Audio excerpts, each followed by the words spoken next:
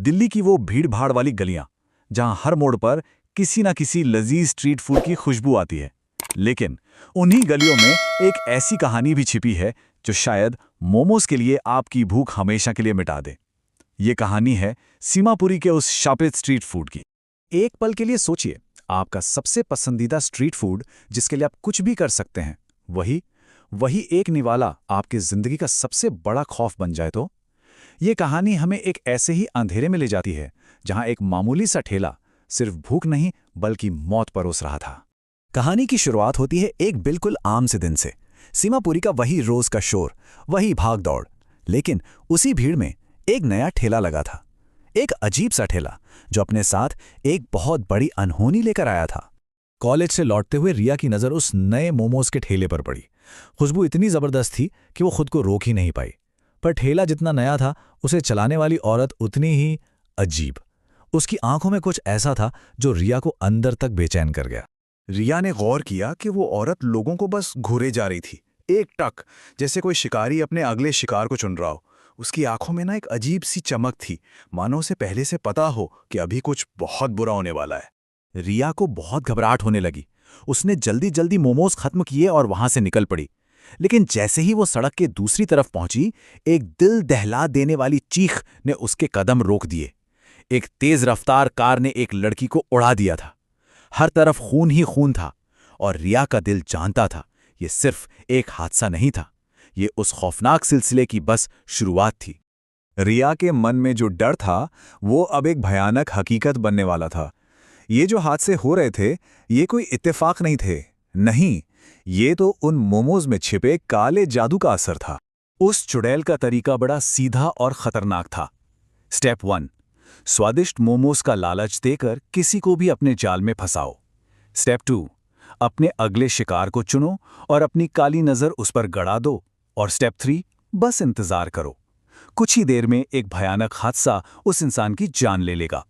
ये कोई हादसा नहीं, ये एक सोचा समझा कत्ल था।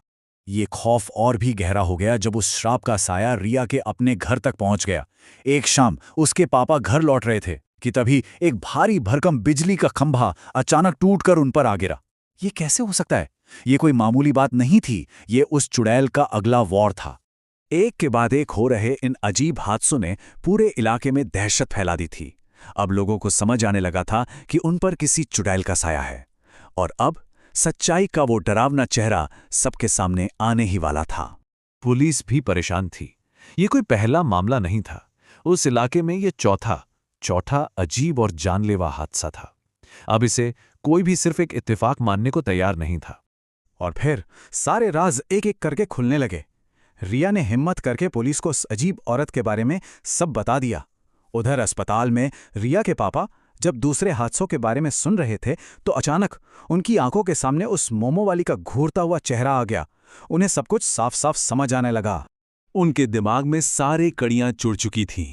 वो मोमो वाली, उसके मोमोज खाने वाले लोग और फिर उनके साथ होते भयानक हादसे। उन्हें समझ आ गया था कि ये सब एक भयानक साजिश है।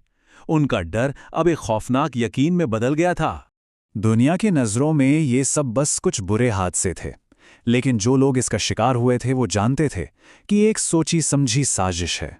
दो अलग अलग सच थे, एक जो सबको दिख रहा था और दूसरा वो जो मौत के साये में छिपा हुआ था।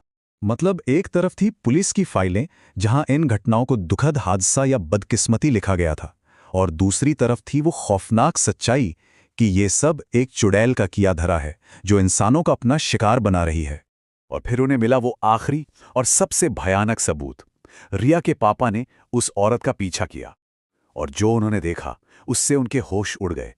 उन्होंने अपनी आंखों से उस औरत को एक भयानक चुड़ैल में बदलते हुए देखा। अब शक की कोई गुंजाइश नहीं थी। जब सच का ये घिनौना चेहरा सामने आया तो डर की जगह गुस्से ने ले ली। अब चुप बैठने का, सहने का वक्त खत्म हो चुका था। अब बारी थी उस चुड़ैल के साथ आखिरी टकराव की। रिया के पापा ने हिम्मत नहीं हारी।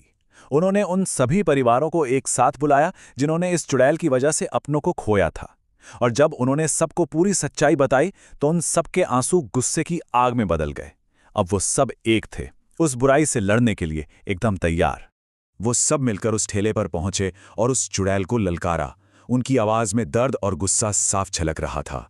उन्होंने चिल्लाकर कहा, तेरे काले जादू वाले मोमोज खाकर ही हमारे घर वाले आज इस हालत में हैं। और उसी पल आखिरी लड़ाई शुरू हो गई। अब वो डरे हुए लोग नहीं थे, बल्कि इंसाफ के लिए लड़ने वाले वो योद्धा थे जो उस चुड़ैल को उसके किए की सजा देने आए थे। हो सकता है ये कहानी सिर्फ एक शहरी किंवदंती हो, एक लोक कथा, लेकिन ये अपने पीछे एक बहुत गहरा सवाल छोड़ जाती है। हम अपने आसपास के चेहरों को, अपने पड़ोस के लोगों को असल में कितना जानते हैं? क्या हर मुस्कुराते चेहरे के पीछे एक दोस्त ही छिपा होता है, या कोई गहरा अनजाना राज भी हो सकता है?